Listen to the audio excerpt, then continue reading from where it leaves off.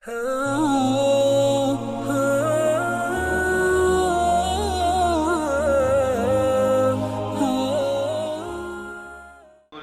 نحمده ونستعينه ونستغفره ونؤمن به ونتوكل عليه ونعوذ بالله من شرور أنفسنا ومن سيئات أعمالنا من يهده الله فلا مضل له ومن يضلله فلا هادي له ونشهد أن لا إله إلا الله وحده لا شريك له ونشهد أن سيدنا ومولانا محمدًا عبده ورسوله أرسله بالحق بشيرا ونذيرا وداعيا إلى الله بإذنه وسراجا منيرا أما بعد فأعوذ بالله من الشيطان الرجيم بسم الله الرحمن الرحيم وما الحياة الدنيا إلا متاع الغرور صدق الله ورسوله النبي الكريم اللهم صل على محمد وعلى آل محمد كما صليت على إبراهيم وعلى آل إبراهيم إنك حميد مجيد اللهم بارك على محمد وعلى آل محمد كما باركت على إبراهيم وعلى آل إبراهيم إنك حميد مجيد سبحانك لا علم لنا إلا ما علمتنا إنك أنت العليم الحكيم رب اشرح لي صدري ويسر لي أمري واحلل عقدة من لساني يفقهوا قولي انتہائی واجب الاحترام دوستوں اور بزرگوں، اللہ تعالیٰ نے دنیا میں جتنے بھی انسان پیدا فرمائے ہیں، یہ سارے انسان دو بے بسیوں کے درمیان، دو مجبوریوں کے درمیان زندگی گزار رہے ہیں۔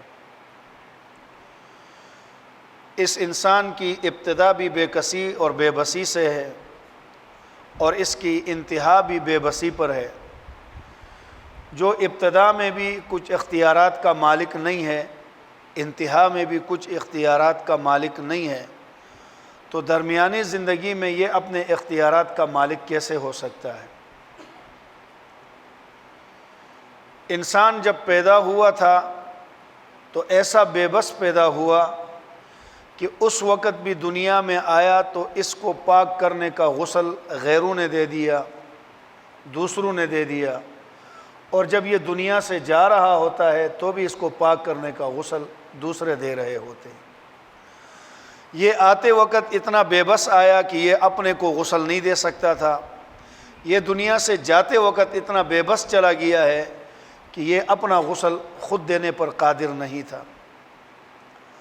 آتے ہوئے جس حالت میں یہ آیا تھا، اس کو ڈھانپنے والے دوسرے تھے، جاتے ہوئے اس کا لباس اتار کر ڈھانپنے والے بھی اس کو دوسرے ہیں۔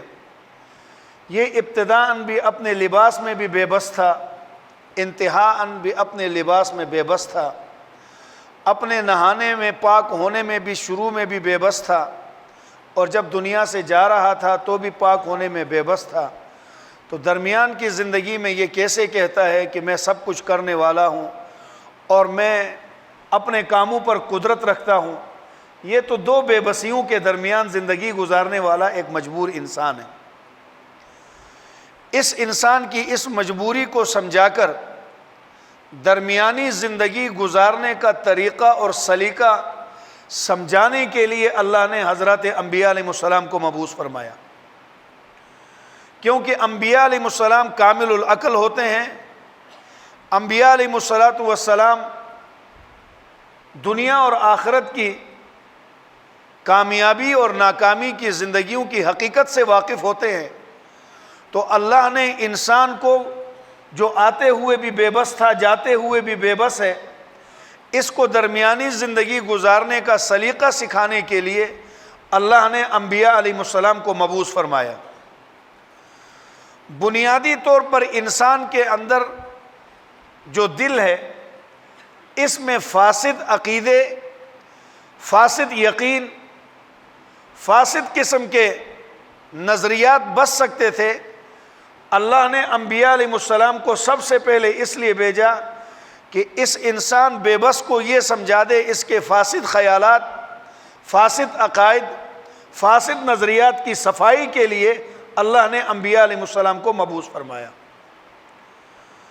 انسان دنیا میں آیا، آنے کے بعد اس دنیا کے اوپر اپنا سب کچھ لگا بیٹھا، صلاحیتیں اس پر لگایا، جان مال اس پر لگایا، 5 اولادیں 6 اولادیں تو سب کو اس محنت پہ لگایا کہ کیسے ہر آدمی دنیا کو حاصل کرنے والا ہو۔ اس پر مجموعی طور پر انسانوں میں محنت ہوتی رہی، اور زبان سے یہ کہتا بھی رہا کہ دنیا دھوکے کا گھر ہے۔ دیکھیں، کوئی کمپنی اپنی گاڑی بناتی ہے، اس گاڑی کے ساتھ یا اس مشینری کے ساتھ ایک کتابچہ دیتی ہے۔ اس کتابچے کو سمجھانے والے اس کمپنی کے کچھ لوگ آتے ہیں، ایک پروگرام کا انعقاد ہوتا ہے، وہ سمجھاتے ہیں جی یہ ہماری ہونڈا موٹر سائیکل کی کمپنی ہے، یہ ہماری واشنگ مشین کی کمپنی ہے، اس مشین کا، اس موٹر سائیکل کا، اس گاڑی کا تمام تر جو سامان ہیں وہ آپ کو یہاں دستیاب ہوں گے۔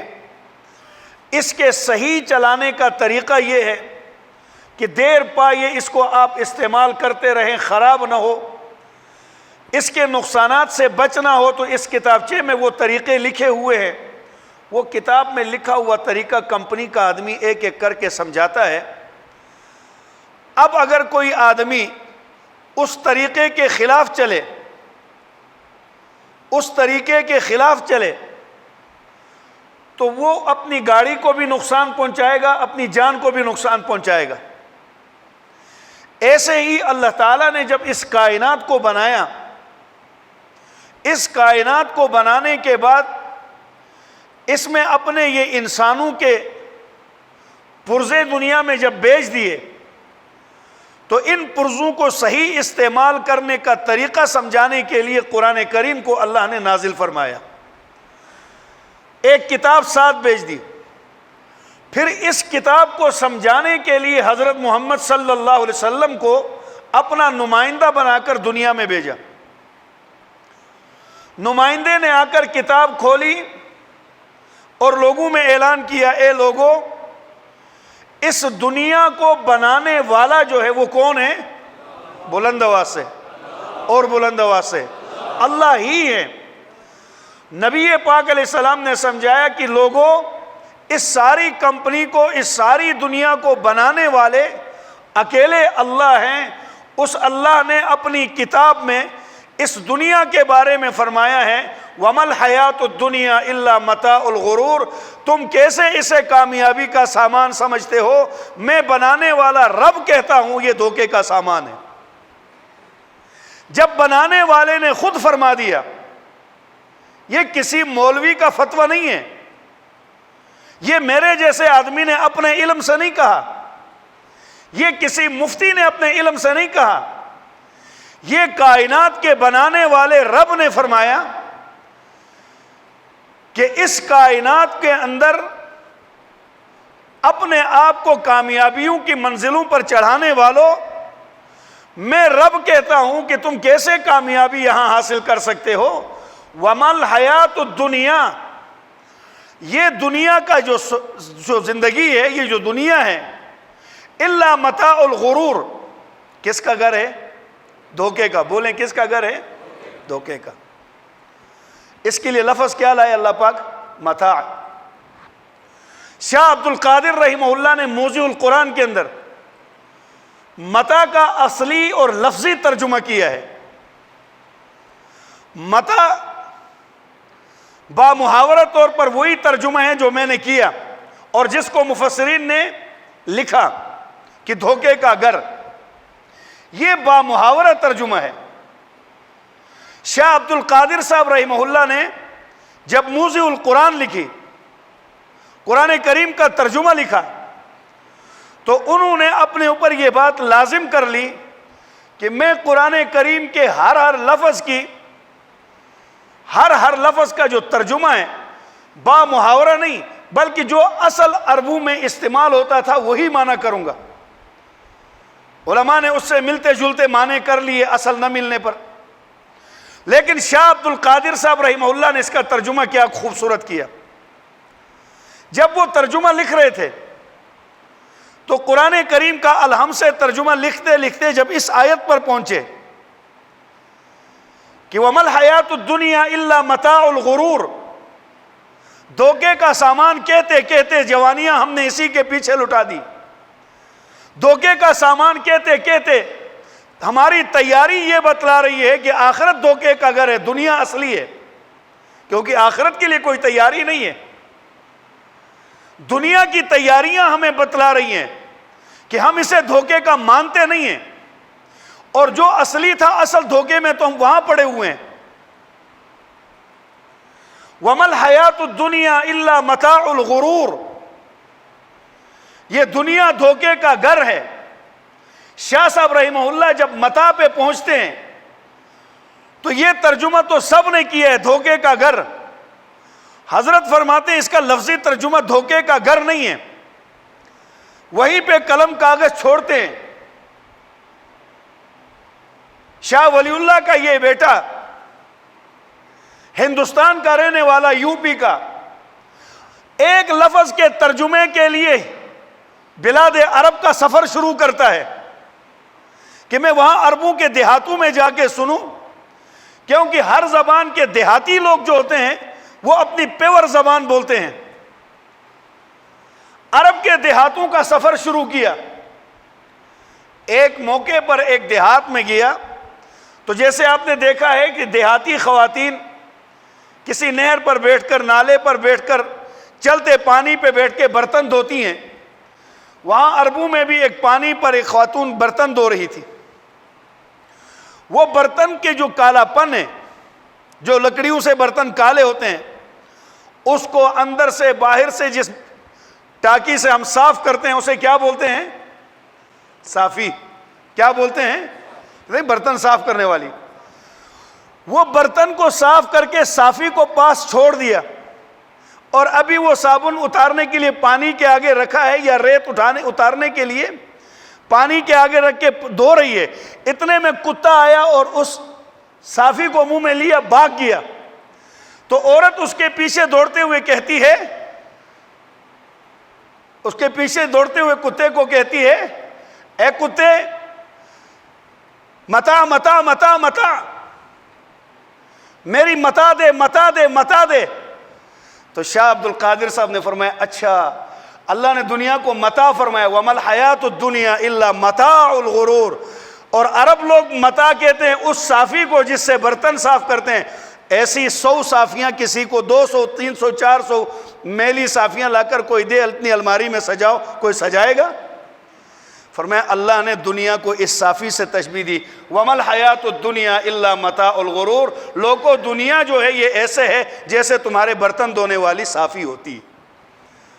اب ان صافیوں کو حاصل کرنے کے لیے کوئی بھی آدمی محنت نہیں کرتا کہ چلو جی 50 گندی صافیاں ادھر پڑی ہیں، محنت کرو اور وہ صافیاں ہمارے پاس آ جائیں۔ جس کو اللہ نے بنانے والے نے متاع فرمایا، اور ایسا دھوکے کا گھر، جس دھوکے کے گھر میں میرے سمیت تقریباً مجمع دھوکے میں پڑا ہوا ہے۔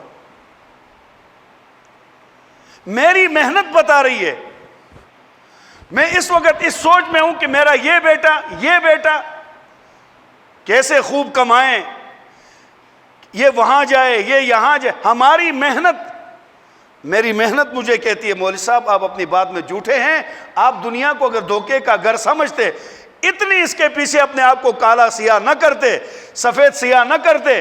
جو آپ کی محنت بتا رہی ہے اس سے پتہ یہ چلتا ہے آپ دنیا کو اصلی اور آخرت کو دھوکے کا گھر سمجھتے ہیں، کیونکہ آخرت کے لیے کوئی دھوکے کا۔ صحابہ کرام عقل مند لوگ تھے، بولو صحابہ عقل مند لوگ تھے۔ عقل مند کہتے کس کو ہے؟ یہ بھی ہمارے معاشرے میں ایک مسئلہ ہے، کچھ اصطلاحات ایسی ہیں جن کا صحیح استعمال نہیں ہوتا۔ عقل مند، عزت،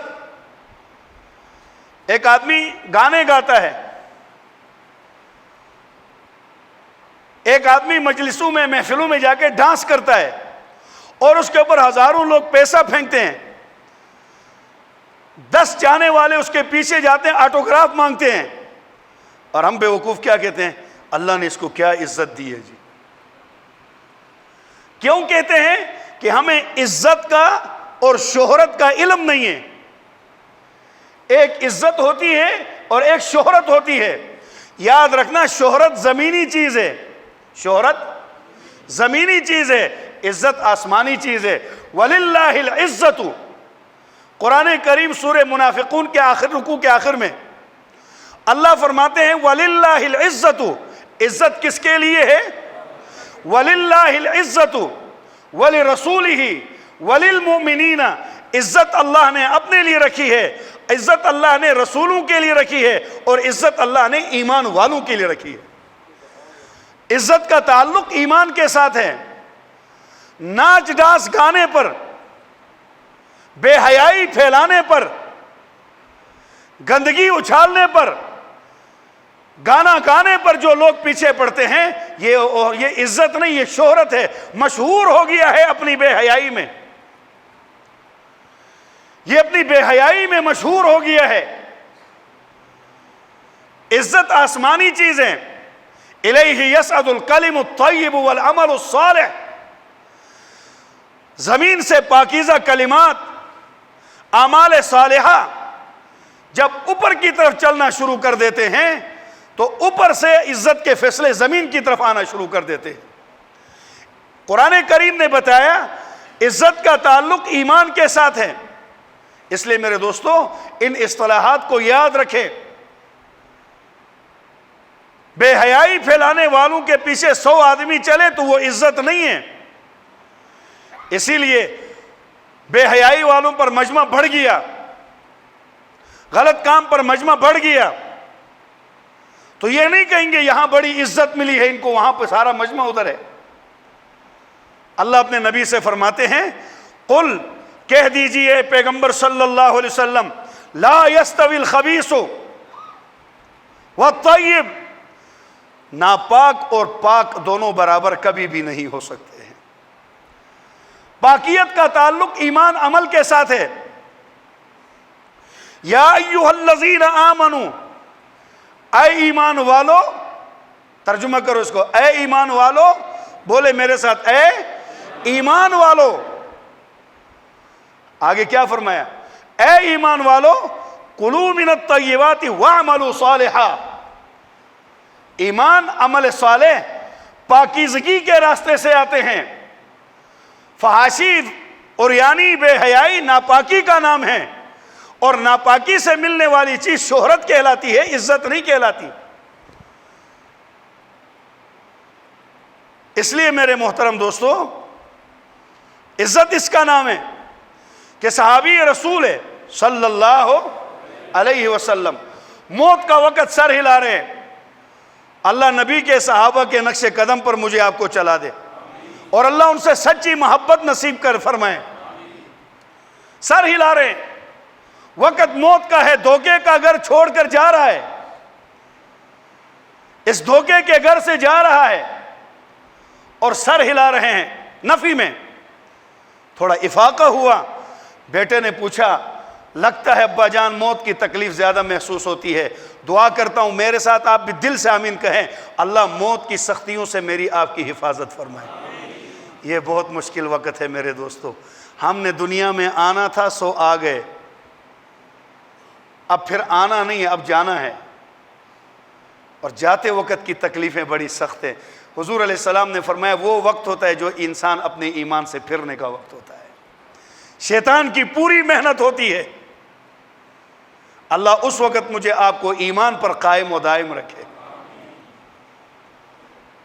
ہم لگے فیصلے کرنے، اپنے بارے میں سوچیں کب فیصلہ موت کا پہنچ جائے، کب پیغام اجل سنا دیا جائے، اور دنیا کی بے رغبتی اور دنیا کا دھوکے کا گھر ہونا یہ تب سمجھ میں آئے گا جب یہاں کی آنکھ بند ہوگی، پھر ہر ایک کہے گا واقعی یہ دھوکے کا گھر ہے۔ اور صحابہ عقل مند لوگ تھے، صحابہ عقل مند لوگ تھے، یہ عقل مند پر میں نے بات عرض کی تھی. موت کا وقت ہے، سر ہلا رہے ہیں. بیٹے نے پوچھا ابا موت کی تکلیف زیادہ ہو رہی ہے؟ فرمایا موت کی تکلیف نہیں ہو رہی. کہا پھر سر کیوں ہلاتے ہو؟ کہا اللہ نے جنت کے 8 دروازے میرے سامنے کھول دیے اور اعلان ہو رہا ہے اے نبی کے صحابی، ان میں سے جس دروازے سے تیرا دل چاہے داخل ہو جاؤ. میں سر ہلا کے کہتا ہوں نہیں ہے اللہ، میں نے اس کے لیے باتیں نہیں کی، مجھے ایک بار اپنا دیدار کرا دے، تو مجھے اپنا دیدار کرا دے. دنیا دھوکے کا گھر ہے، یہ بات صحابہ سمجھ گئے تھے، اس لیے وہ عقل مند تھے. اور میں نے کہا جیسے عزت اور شہرت میں ہمیں دھوکہ لگ گیا، عقل مندی میں بھی ہمیں دھوکہ لگ گیا. آج ہم عقل مند کس کو کہتے ہیں؟ وہ بیچارہ نماز ایک نہ پڑھے، باپ کو افسوس نہیں ہے. ہمارے پاس ایسا کبھی کوئی آیا ہو تو آیا کہ بیٹا نماز نہیں پڑھتا ہے، احکامات پہ نہیں ہے، دعا کرے جی گھر بیٹھا ہوا ہے، کچھ کماتا نہیں ہے. پھر اب انصاف سے بتا دیں اس کے نماز نہ پڑھنے پر جو اس کا نقصان ہو رہا ہے. حضور اکرم صلی اللہ علیہ وسلم نے فرمایا، ضمن ایک حدیث بھی سن لے، جس آدمی کی جان بوجھ کر بلا عذر ایک نماز چھوٹ گئی، ایسا ہے جیسے اس کا گھر بار، ماں بہن بیٹی بیوی باپ سب مر گئے، وہ تنے تنہا رہ گیا. ایک آدمی یہاں سے گھر چلا جائے، ہمارے میں سے کوئی آدمی گھر چلا جائے، آگے دیکھے باپ کی میت ہے، ماں کی میت ہے، بیوی کی میت ہے، جوان بچوں کی میتیں ہیں، گھر پہ آگ لگی ہوئی ہے، یہ آدمی پاگل ہوگا کہ نہیں ہوگا؟ یہ خوشی منائے گا، ڈول بجائے گا، یا رو رو کے اس کا برا حال ہوگا؟ اب اس کے پاس ہم سب تعزیت کے لیے جاتے ہیں، ہم سب تعزیت کے لیے جاتے ہیں کہ اللہ پاک آپ کو صبر دے، اللہ ان کی آخرت اچھی کرے، کرتے ہیں نا؟ اگر ایک آدمی کی نماز چھوٹ گئی، میرے نبی نے فرمایا سمجھو اس کے ساتھ بھی ایسا ہوا ہے. آج ہم کسی بے نمازی کے گھر جائیں، جا کر کے بھائی صاحب آپ کا سب کچھ لٹ گیا، اللہ ان کی مغفرت فرما دے کیونکہ آپ کی ایک نماز چھوٹ گئی ہے، تو کیا کہے گا؟ کیا بکواس کرتے ہو، یہ میرا باپ، یہ میری ماں. یہ تجھے نظر آ رہے ہیں، جس کی نظر سب سے اعلیٰ ہے اس نے کہا کہ اعتبار نفع کے تو ان سب سے محروم ہو چکا ہے. پھر کہتے ہیں جی مولوی صاحب ہمارے گھر پوچھتے ہیں کس نے جادو کیا ہے، پتہ نہیں کیا، کوئی کام نہیں ہو، کوئی فارغ نہیں بیٹھا بھائی جادو کے لیے. ہم نے اپنے اوپر خود جادو کیا ہوا ہے، ہم نے اپنے آپ کو خود تباہی کی طرف ڈالا ہوا ہے. ایک حضور اکرم صلی اللہ علیہ وسلم کے پاس ایک صحابی آئے، یا رسول اللہ پریشان ہوں، گھر کے اہل و عیال اتنے ہیں، اخراجات پورے نہیں ہو پا رہے. دروازے کے پاس حضور علیہ السلام نے فرمایا پردہ لٹکا دو. جو باہر دروازے، اس زمانے میں پردے ہوتے تھے، ایک پردہ لٹکا دو. کچھ دنوں کے بعد وہ آدمی نبی پاک کے پاس آیا، یا رسول اللہ آج میں مدینے میں تقریباً سب سے زیادہ مالدار آدمی ہوں، لیکن سوال یہ ہے میری غربت کی کہانی سن کر آپ نے دروازے پہ پردہ لٹکانے کا حکم کیوں دیا؟ فرمایا تیرے گھر کے آگے سے ایک بے نمازی گزرتا تھا، جب بھی وہ گزرتا تیرے گھر پر اس کی نظر پڑتی تھی، اس کی نحوست سے تیرے گھر کی برکت ختم ہو چکی تھی. ایک بے نمازی دروازے سے گزرے، اس سے گھر کی برکتیں ختم ہوں. جس گھر میں 5 جوان بیٹے ہیں نماز نہیں پڑھتے، آپ انصاف سے بتا دیں اپنے گھر کو عذاب کا مرکز خود بنایا ہے. پریشان ہونے سے اللہ کو کوئی پرواہ نہیں ہے، نہ اللہ آپ کا محتاج ہے، نہ اللہ میرا محتاج ہے. میرا اللہ کسی کا محتاج نہیں ہے. ہم نے اپنی تباہی کے اسباب خود کھودے. دنیا دھوکے کا گھر ہے، معلوم ہے، کبھی دکان کی وجہ سے نماز چھوٹے، کبھی نیند کی وجہ سے نماز. حضرت عمر رضی اللہ تعالیٰ عنہ بیمار ہو گئے، 2 آدمیوں کے سہارے گھسیٹتے مسجد میں گئے، نماز پڑھی اور فرمایا ہاں اس شخص کا اسلام میں کوئی حصہ نہیں ہے، اس شخص کا اسلام میں کوئی حصہ نہیں ہے جو نماز نہیں پڑھتا. اور نماز کی حیثیت اسلام میں ایسے ہے جیسے انسان کے بدن میں سر کی حیثیت ہے. سر الگ کر دو تو بدن کی کیا حیثیت ہے؟ صحابہ عقل مند لوگ تھے. عقل کی تعریف کیا ہے؟ عقل مند کس کو کہتے ہیں؟ ہم نے سمجھا عقل مند اس کو یار بہت عقل مند آدمی ہے. خود ساری زندگی بڑی پوسٹ میں رہا، پھر بیٹے کو اس پوسٹ پہ بٹھایا، پھر زمینیں خریدی، سب کو مطلب سیٹ کر کے اب چلا گیا، بڑا عقل مند ہے۔ اور میرے نبی نے فرمایا الکیس، سب سے بڑا عقل مند۔ اب ایک عقل کی تعریف دنیا کے پڑھے لکھے لوگ کرے، دوستو میں اور آپ مسلمان ہیں، اس بات پر ہمیں عقیدہ ہونا چاہیے۔ ایک عقل کی تعریف دنیا والے کرے، سائنسدان کرے، پڑھا لکھا طبقہ کرے، اور ایک عقل کی تعریف آمنہ کا در یتیم کرے، بتاؤ تعریف کس کی صحیح ہوگی؟ میرے نبی کی۔ تعریف کس کی صحیح ہوگی؟ میرے نبی کی صحیح ہوگی۔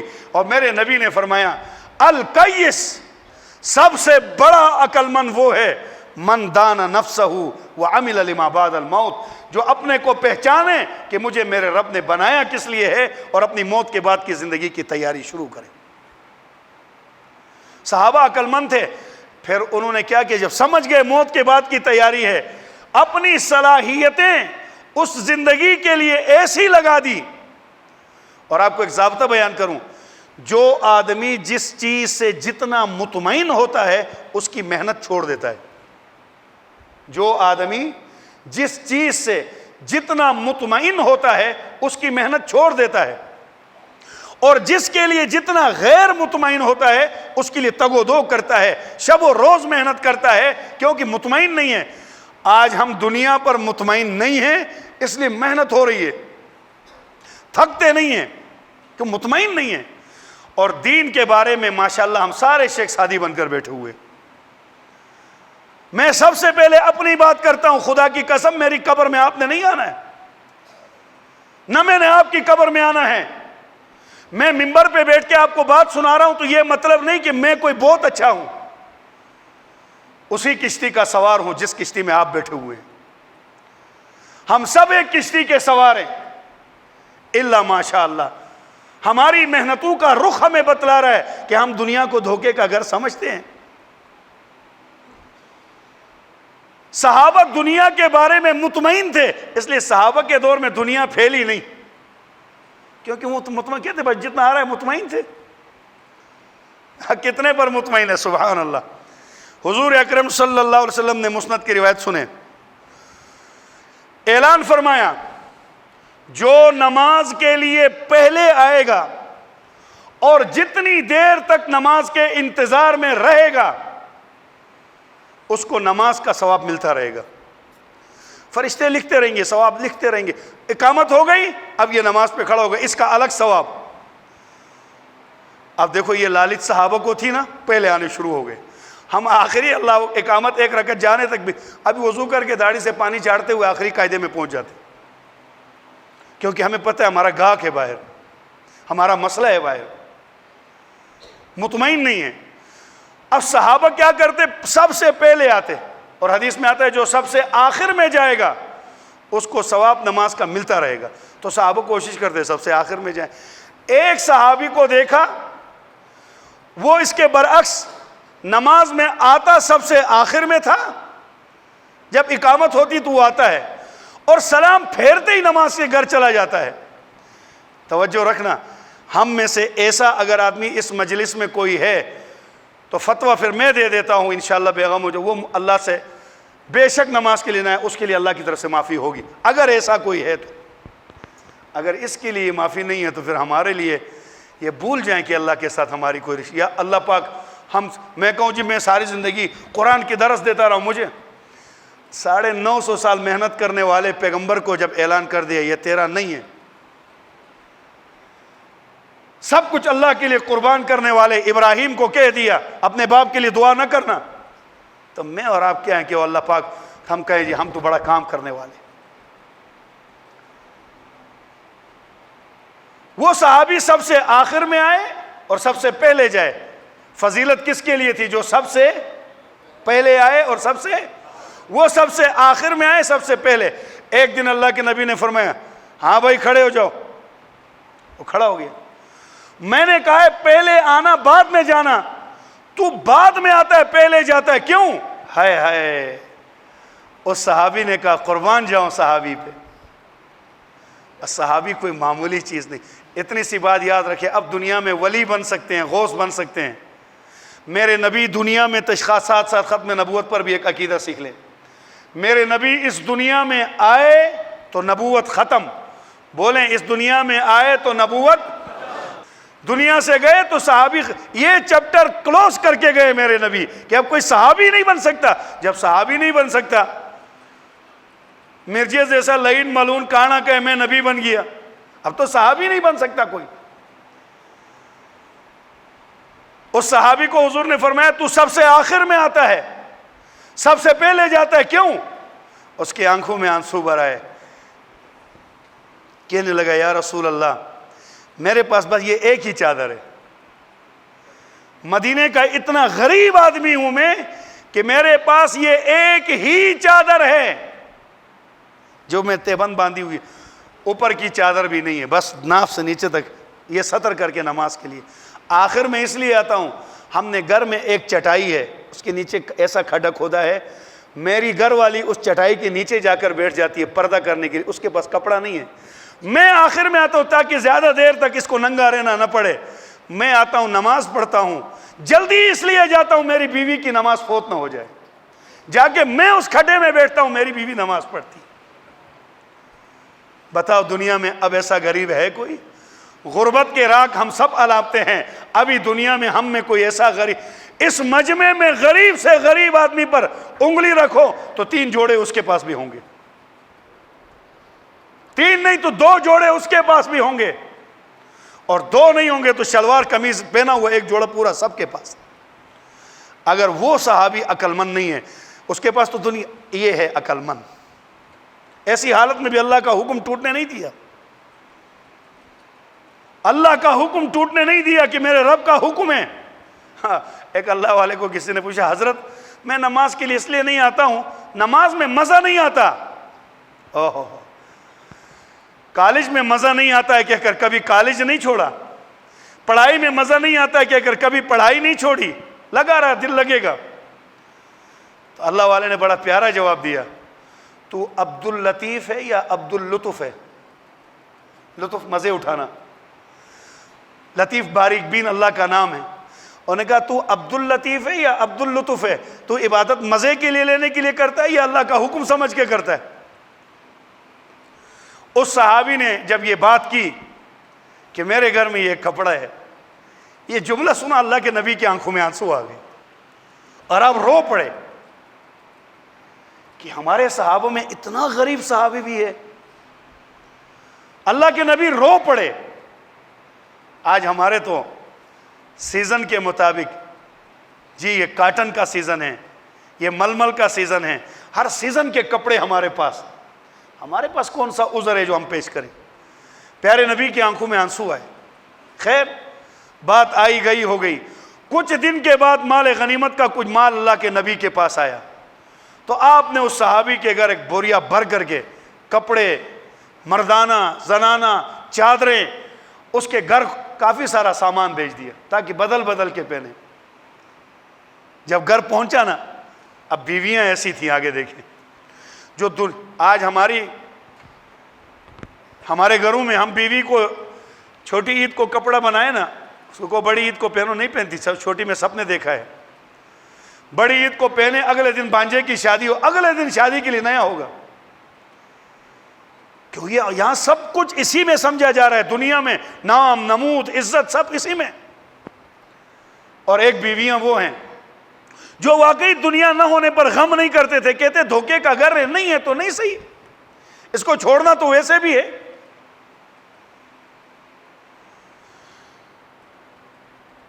جب سامان آیا تو اس بیوی نے اپنے خاون سے پوچھا, یہ ہمارے گھر اتنا مال, ہم غریب ہیں, ہمارے گھر میں کپڑے نہیں ہیں, یہ بات اللہ کے نبی کو کیسے معلوم ہو گئی؟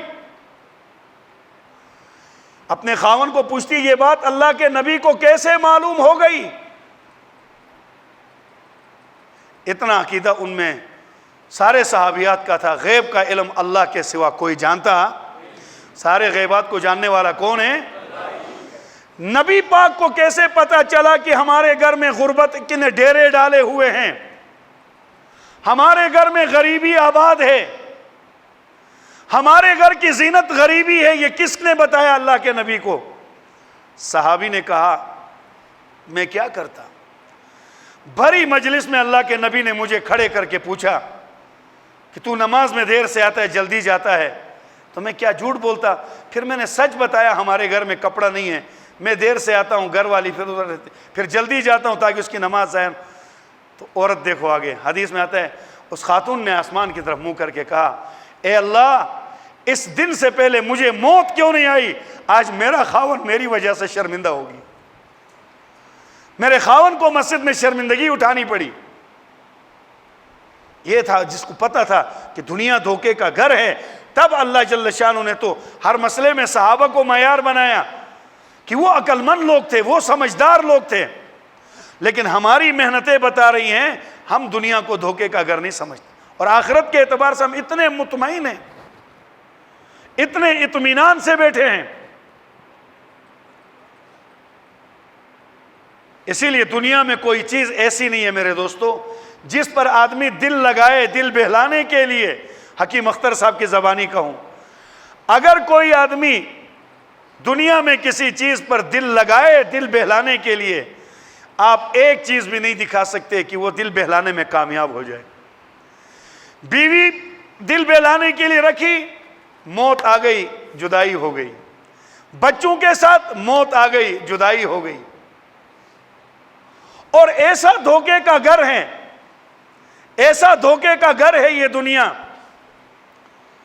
وہ باپ جو اپنی اولاد کے لیے سب کچھ کرتا ہے، سردی گرمی رات دن پریشانی، لوگوں کے باتیں سن کر گالیاں سن کر بھی کماتا ہے کہ میرے بچوں کا مسئلہ ہے، لیکن وہی باپ جب فوت ہو جائے، اس سے محبت کے گن گانے والی بیوی، اس کے سینے پہ آپ کر لیٹنے والے بچے، وہ بابا بابا کہہ کر مانگنے والے، باپ فوت ہو گیا، رات کو میت گھر پہنچ گئی، خاندان والے فیصلہ کرتے ہیں رات دیر ہو گئی ہے صبح دفن کر لیں گے، اعلان ہوتا ہے فلاں ابن فلاں فوت ہو گیا۔ ہم کئی اعلان سنتے ہیں، ہمارا بھی اعلان ہوگا، فلاں ابن فلاں فوت ہو گیا، اتنے بجے نماز جنازہ۔ تو اب فیصلہ ہوا میت کو رات کو گھر میں رکھنا ہے، اس کو 2 کفن کی چادروں میں ڈال کے، اس بے بس انسان کو جو آیا تھا تو بھی اپنے کپڑے پہننے میں دوسروں کا محتاج تھا، جاتے ہوئے بھی اپنے نہانے اور کپڑے پہننے میں دوسروں کا محتاج ہے، اس بے بس کو چارپائی پہ رکھ دیا ایک کمرے میں۔ اب اس بیوی سے جو محبت کے راگ ساری زندگی الاپتی رہی، اس کو کہو نا کہ اس کے ساتھ ساری زندگی تو نے گزاری ہے، ایک ساتھ گزاری ہے، شرعاً اللہ پاک نے بڑا مقام رکھا تیرے خاون کا تیرے لیے، آج ایک رات جائے نا، آپ کی چارپائی بھی ادھر ڈال دیے، خاون کے ساتھ اس کمرے میں سو جاؤ، تو وہی بیوی کہتی ہے نہیں مجھے ڈر لگتا ہے۔ دل بسانے کے لیے، دل بہلانے کے لیے جس کو اپنا ساتھی بنایا تھا، وہی کہتی ہے مجھے ڈر لگتا ہے۔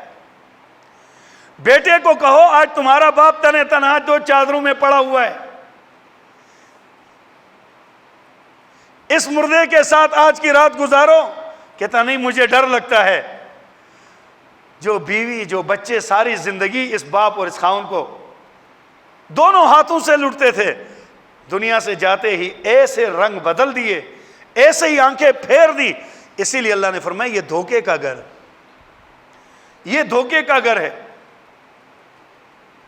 حضرت ابو بکر صدیق رضی اللہ تعالیٰ عنہ کی جب موت کا وقت آیا تو اما عائشہ رضی اللہ تعالیٰ عنہ نے کہا ہائے وہ وقت آ گیا کہ جب روح سینے کے اندر دم گھٹ جاتا ہے، بھٹکنے لگ جاتا ہے۔ ابو بکر صدیق رضی اللہ عنہ نے فرمایا ایسا نہ کہو، یوں کہو وجاءت سکرۃ الموت، موت کی سختیوں کا وقت آ گیا۔ یہ دوستو میرے اور آپ کے ساتھ پیش آنے والا ہے، ہر ایک کے ساتھ پیش آئے گا۔ وجاءت سکرۃ الموت، موت کی سختیوں کا واسطہ میرے اور آپ میں سے ہر ایک کے ساتھ پڑے گا۔ اس لیے اللہ سے پیارے نبی صلی اللہ علیہ وسلم ہر وقت یہ دعا مانگتے تھے اے اللہ موت کی سختی سے تو حفاظت فرما دے۔ یہاں کسی نے اچھا کہا تو بھی پرواہ نہیں ہے، برا کہا تو بھی پرواہ نہیں ہے، لیکن اچھے یا برے ہو کر قبر میں گئے تو بڑا اثر پڑے گا، اچھے ہو کے گئے تو بھی اثر۔ اور آخری حدیث سنیں، پیارے نبی صلی اللہ علیہ وسلم نے فرمایا جب کنپٹیاں بیٹھنی شروع ہو جائیں، سانس اکھڑنا شروع ہو جائے، جلدی آنی شروع ہو جائے، ناک ٹیڑھی ہونی شروع ہو جائے، اپنے ٹانگوں پہ سیدھا کھڑا ہونے کا طاقت ختم ہو جائے، سمجھو وقت موت قریب آ چکا ہے۔ یہ ظاہری کچھ علامات بتائی جب جھٹکے لگے تو فرمایا اس وقت فرشتے آتے ہیں اس کے پاس، ایک تو روح نکالنے والے فرشتے، اور فرشتے آتے ہیں، کہتے ہیں اگر اچھا وقت گزارا ہے، واقعی اس کو دھوکے کا سمجھا اور جو حقیقت ہے اس کی تیاری میں لگا ہوا ہے، تو اس کو آ کر کہتے ہیں تو کیوں پریشان ہوتا ہے، اللہ مجھے آپ سب کو ایسا نصیب فرما دے۔ اس وقت فرشتے کہتے ہیں پریشان کیوں ہیں، اور تو دھوکے کے گھر سے جا رہا ہے، اصلی گھر میں جا رہے ہو۔ دیکھو ایک آدمی بیمار ہو کر ہسپتال میں چلا جائے، 15-20 دن 25 دن مہینہ بستر میں ہو، وینٹیلیٹر پر ہو، اب وہ ٹھیک ٹھاک ہو کر صحت یاب ہو کر اپنے گھر جا رہا ہو تو روتا ہے یا خوش ہوتا ہے؟ وہ خوش ہوتا ہے۔ گویا تم دنیا کے اس وینٹیلیٹر پہ بیٹھے ہوئے تھے، اب صحت یاب ہو کر تم جا رہے ہو۔ رہی بات قبر کی وحشتوں سے ڈرتے ہو تو ہم تمہارے ساتھ ہیں نا، اللہ بولیے، فرشتے کہتے ہیں ہم تمہارے ساتھ ہوں گے۔ حدیث پاک میں آتا ہے خوبصورت جوان کی شکل میں نورانی چہروں والے فرشتے اس کے دائیں بائیں ساتھ ہوتے ہیں۔ تو پتہ ہے وہ کیا کہتا ہے جب روح نکل گئی، ساری دنیا کے لیے وہ مر گیا، آخرت کی زندگی کا مقدمہ شروع ہو گیا، دنیا کی کتاب کا تمت بالخیر، کتاب ختم ہو گئی، آخرت کی کتاب کا مقدمہ شروع، اور یہ فرشتے ساتھ ہیں۔ پتہ ہے کیا کہتا ہے؟ صحیح بخاری میں حدیث ہے، اللہ کے پیارے نبی نے فرمایا جب اس کو قبر کی طرف لے جانے میں دیر کرتے ہیں، ہم کیا کہتے ہیں بھئی میت کو ذرا آہستہ آہستہ لے کر چلو، کبھی ادھر جھٹکا لگتا ہے، اور یہ نیک ہو تو ہم کہتے ہیں آہستہ لے کر چلو، اور وہ پتہ کیا کہتی، یہ پیارے نبی نے فرمایا ہمیں سننے میں نہیں آتا، کیونکہ ہم عالم دنیا میں، اس کا عالم آخرت شروع ہے، اور ہمیں سننے میں نہیں آتا، لیکن نبی نے فرمایا بولو حق اور سچ، بولے حق اور سچ۔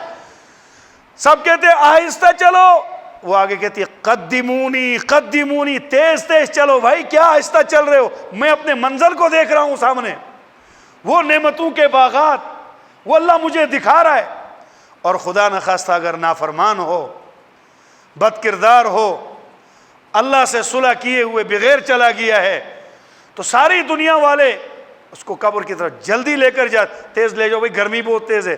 وہ آگے سے کہتا ہے خدا کے لیے ذرا پیچھے آہستہ چلو، ذرا آہستہ چلو، میں آگے کے عذابات اپنی آنکھوں سے دیکھ رہا ہوں، مجھے اکیلے تم وہاں چھوڑ کر آؤ گے، نہ جانے میرا کیا حال کر دیں گے۔ اس لیے میرے محترم دوستو، یہ دنیا میں ہم جو آئے، میرا عنوان شروع میں یہ تھا کہ ہم بے بسی میں آئے ہیں، بے بسی سے جائیں گے۔ ہم جب آئے تھے تو بے بس اتنے تھے کہ ہمیں غسل دوسروں نے دیا، بچے تھے، پیدا ہو گیا غسل دیا، ہم اپنے غسل تک کے بے بس تھے۔ ہم دنیا میں آئے تو بے بس تھے، اور جس دن جائیں گے تو بھی اتنے بے بس ہوں گے، پھر بھی ہمیں غسل کوئی اور دے رہا ہوگا، پھر بھی ہمیں کوئی اور نہلا رہا ہوگا، کوئی اور کپڑے اتار کر کفن پہنا رہا ہوگا۔ اور یہ تو جب ہم آنے میں بے بس، جاتے ہوئے بے بس، تو درمیانی زندگی میں ہم یہ نعرے کیوں لگاتے ہیں، تم مجھے جانتے نہیں ہو میں کون ہوں، اور تو ایک بے بس انسان ہے بھائی، میں ایک بے بس انسان ہوں، کون ہوں؟ بے بس۔ اسی لیے حضور علیہ السلام نے فرمایا، آخری حدیث سنیں، فزوروها، کبھی کبھی قبروں میں جایا کرو، ان کی زیارت کرو، فإنها تزہد من الدنیا، وہ تمہیں دنیا سے دور کر دیں گی، اور آخرت کے وتذکر الآخرہ، اور آخرت تمہیں یاد دلائیں گی۔ وہاں پہ جا کر دیکھو، بڑے بڑے لوگ وہاں پہ زیر زمین ہیں، جن کا کوئی نام تھا، جو کہتے تھے ہم بھی کچھ ہیں، زیر زمین لا کر اللہ نے فرما دیا جو زمین کے نیچے آتا ہے وہ کچھ بھی نہیں، جسے کفن دیا جاتا ہے وہ کچھ بھی نہیں کر سکتا۔ تو جہاں ہم دنیا میں آئے اور وہ لوگ چلے گئے، میں اور آپ نے بھی جانا ہے، یہ درمیانی زندگی ہے، اللہ تعالیٰ نے مجھے آپ کو عقل مندی سے گزارنے کا موقع دیا ہے۔ اللہ پاک ہر نئی صبح جب ہمیں مل رہی ہے تو سمجھو ہر نئی صبح ایک موقع دے رہے ہیں۔ یہ سانس ہے تو چانس ہے، سانس گیا چانس گیا۔ ہم کہتے ہیں بھائی ایک چانس بس دے دو، خدا کے لیے ایک چانس، اللہ دے رہا ہے۔ سانس نام ہے چانس کا، सांस है तो चांस है, सांस गया चांस गया। इसलिए अल्लाह तबारक व ताला मुझे आपको दुनिया की जितनी ज़िंदगी है वाकई ये धोखे का घर है, जाना है तो हमें अपनी ज़िंदगी को वैसे गुजारने की तौफीक दे जैसे अल्लाह चाहते हैं। अपनी मर्ज़ियात पर अल्लाह मुझे आपको चलने की तौफीक अता फरमाए, हुज़ूर के तरीक़ों पर चलने की तौफीक अता फरमाए। व आखिर दावाना अल्हम्दुलिल्लाह। अगर हमारी वीडियो पसंद आई है तो इसे लाइक करें, कमेंट करें और दोस्तों के साथ शेयर करें। और अगर हमारा चैनल अभी तक सब्सक्राइब नहीं किया तो इसे सब्सक्राइब कर दें और बेल आइकॉन को प्रेस कर दें ताकि हर आने वाली वीडियो आपको मिल सके। जज़ाकल्लाह।